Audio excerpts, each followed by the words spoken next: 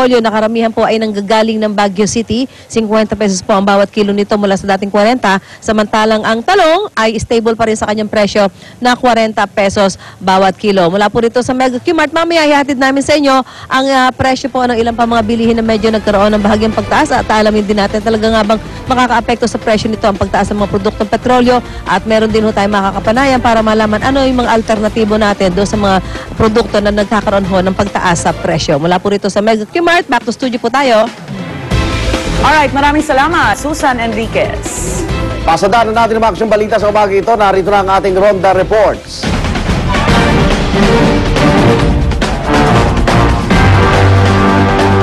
Ronda Report mula sa Luzon, Makati, isang motorcycle rider ang patay matapos siya mahagip na isang truck sa flyover ng Magallanes Interchange kanina madaling araw. Sa lakas ng pagkakahagip sa biktima, tumilapon po ang sinasakyang motor. Ayon sa mga pulis, mukhang nakainom ang biktima at may dala rin siyang maraming pera. Ayon sa tsuy ng biktima, pauwi na ito sa kanilang bahay sa Taguig. Ang driver ng truck naman agad daw tumakas matapos ang insidente. Samantala, ito ang daming pera na. Patuloy pa rin po ang pagbuluksa naman ng mundo ng showbiz sa pagpanaw ng veteranong aktor na si Paquito Diaz. Kagabi dumating na ang labi nito sa funeraria pa sa Parañaque City para sa kanyang burol. Ibinahe pa ang labi ni Paquito mula naman sa Albay kung saan tumira at binawian ng buhay ang aktor. At sa unang gabi pa lang ng burol, bukod sa kanyang mga kaanak, ay ilang taga-showbiz na rin ang dumalaw para magbigay ng kanilang respeto. Nagdaos rin ng misa sa unang gabi ng kanyang burol. Mga kapuso, hindi po kami magsasawang magpaalala sa ating mga motorista na mag-ingat sa pagmamaneho at siguraduhin ang kondisyon ng inyong sasakyan bago bubiyahe. Kahapon, 5 ang binawian ng buhay matapos mahulog sa bangin ang sinasakyan nilang SUV habang bumabiyahe sa Cannon Road sa Baguio City. Maswerte naman nakaligtas ang isa pang pasahero nito at kasalukuyang inoobserbahan sa ospital. Ayon sa mga otoridad, nawalan ng preno ang SUV kaya dumere-diretso sa bangin na may tinatayang mahigit 200 talampakan ang lalim. Dadalo sana ang mga biktima sa isang birthday party nang maganap ang malagim na aksidente. Maulan kasi, baka dapat takmin nyo yung driver bago lang ba kayo akit ang Baguio. Diba? Kasi kung di mo kabisado ang Cannon Road, masyadong at pagpamatuling yan, naku po, delikado talaga. No option mo na lang mas safe yung sa Marcos Highway. Marcos Highway. Mas malapa, parang mas malapa. Yung Cannon, talagang bangin ang bangin talaga. It's just that kasi pag Cannon talaga, mas mabilis ang dihamak. It's just that yung, you know, kailangan ng defensive driver. Low bad. Check your car. Grabe. At saka salubungan lang siya. Hindi talaga maiwasan iba. Nag-overtake talaga para unahan yung mga paakyat kayo, pababa yung iba. Tsaka alam mo, minsan yung naka-experience kami dyan, paakyat, di ba? Ang bilis ang tutulin talaga. Na ikaw kahit na, kumbaga hindi ka ganun kabilis, dahil mabilis itong isa, napapatabi ka ng wala sa oras At eh. overtaking. At delikado yun. Overtaking, di ba? Dalawa lang naman sila. At samantala naging makapigil huninga naman ang pagsagip sa dalawang construction workers sa New York sa Amerika matapos bumigay ang tinutungtungan nilang scaffolding. Halos isang oras ding nakalambitin sa ere ang dalawa mula sa ika-13 palapag ng gusali. Ayan. Agad naman sumaklolo ang mga bombero gamit ang kanilang mga fire ladder. Maingat silang kinabitan ng harness bago dahang-dahang ibinaba. Hindi pa matukoy ng mga otoridad ang sanhi ng pagbigay ng scaffolding. No, alam nyo, Pilipinas lang, ha? Umabot yung ladder sa 13th floor. Pero sila naka-harness talaga sila, no? Oo. Naka-harness sila. O, diyan kaya hindi sila nalaglag. Oo. Dito yan. Yikes! Pag lumagay ang scaffolding. Hindi, dito tignan mo. Walang Lahat ng harness. construction worker, tignan mo, ang mga construction worker natin, magagaling. Galing talaga. Hindi nga sila makapagtrabaho na may gloves o naka-harness. Naapektuhan daw yung trabaho nila. Pero sinasabi, tsambahan. Sabi ko, kasi tagal ko nang ginagawa yung safety ng mga construction worker. Hindi talaga sila nalulula. Sanay na sila. Tumutuloy-tulay. Tulay-tulay, ganyan. Sa bakal. Wala. Kaya yung kunyari, kung ako man yung may-ari ng kumpanya o yung may-ari ng mga, yung company sub-contract ng construction worker, doon lahat, helmet, kasama sa pakete yun eh. Helmet, andyan yung glove, work boots, harness, working boots, andyan. May mga nakalagay pa silang safety first. Pero yung mismong tao, ayaw makapagtrabaho eh. Ayaw gumamit sila mismo. Oo eh, pero no, konting sabit lang yung tayo. Delikado yung isang dulas na gano'n, di ba? Sa bansang India naman, mahigit kumulang sa 10,000 ang nawalan ng tirahan naman. Sunog. Dinamon po ng sunog ang kanyang mga bahay at wala nang pinipiling biktima sunog.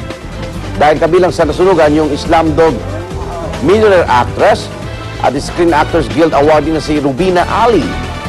Sa kabutiang palad, wala namang naiulat na nasawi sa sunog. Yun nga lang, halos walang naisabang gamit ang mga biktima. Labi sa maikinalungkot ng child actors ang kanilang ang nangyari sa kanila. Sa ngayon, inihandaan na ang lilipatang apartment ng pamilya ni Ali mula sa direktor ng Islam Dog Millionaire na si Danny Boyle. She lost everything, even her awards. Different awards na nakuha niya for Slumdog, wala lahat. Sunod. So, yung lugar na on yun, YouTube. yung lugar na yun talaga ang rent, squatter area. Oo, kasi nag-shoot Yeah. talaga. Sila Grabe, tikit-tikit naman Kasi talaga. hindi sila nakilala eh. Wow. Samantala, usapang kasal naman tayo, tuloy-tuloy pa rin ang paghahanda sa United Kingdom para sa pinakaabangang royal wedding ni na Prince William at Kate Middleton na magaganap less than 2 months from now. At ito ngang weekend, inilabas na ng Royal Mint na tagagawa ng coins ng kaharian ang isang royal wedding coin. Tampok dito ang mukha ng royal couple. Mismong sina Prince William at ang lola niyang si Queen Elizabeth II ang nag-aproba ng disenyo nito. Sa March 16, nakatakdang i-release sa publiko ang 5-pound coin na mabibili sa mahigit 700 piso. Sa ngayon, wala pang anunsyo kung gaano karaming piraso ng official royal wedding coin ang ipoproduce. Uy. Pwede padala na lang tayo kasi hindi tayo makaka-attend. Pinay na. Mr. Ricky Lo, dahil invited siya sa kasal. Wow! Sino? Padala na lang tayo. Mr. Ricky Lo invited sa kasal. Pinay nani na kasama. Pinay ang yaya nila, Prince William at Pinay. Kate Middleton. Nainterview ni Ricky Lo. Si Ricky Lo, meron siya Sabi ni Ricky Lo, invitation. na-invite daw yung nani. Invited sa kasal. Hindi According to Hindi si Ricky Lo ang Hindi si Ricky Lo, yung Naku, yung nag-impake nanny. tuloy. Kala niya kasama siya. Ang imbitado si Araceli Ayun. Piscio Na 8 taon nang nagsilbi daw sa household household staff. ni Princess Diana. Na-base na dito. Bata pa si na Prince William. Naalala siya ni William. Ito yaya ko. Yaya, punta ka rito. Parang gano'n. Cute naman nun. Ang galing kasi yung mag-asawa, ay yung magiging mag-asawa, mga in-invite nila yung mga kapitbahay nila where they live, yung may-ari ng bar, yung mga gano'n. Yung mga Si Sarah ordinary Ferguson people. na, di ba, hindi imbitado. imbitado. Ay, mga Oo. anak naman daw. Invited. So yung mga young, lang siguro. It's gonna be a young crowd. wedding. April 29, no? Ang kanilang Yes, Mars, are you ready? Ready. 5-pound coin. Nako, ito. Makilig na lang ako kay Prince William. Bakit bago ko mahalikan yun, baka magbaril muna ako. Samantala, masayang balita naman mula naman po sa Brazil, sa gitna ng makulay at grandiosong selebrasyon ng Carnival sa Rio de Janeiro, may kakaibang selebrasyon namang iginaos sa isang kalapit na bayan ito. Imbis kasi na makukulay at engrande mga costume, putik ang nakabalot sa buong katawan ng mga tao doon.